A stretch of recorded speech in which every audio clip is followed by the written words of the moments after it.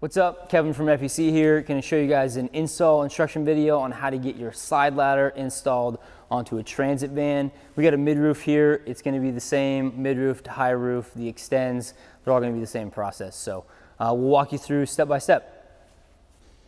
So open up your box. You're going to have a top half of the ladder, bottom half. Those are going to get mounted together with the bayonets. There's a bracket that goes on the bottom side of your van and gets screwed into the sheet metal that helps this thing hold in place.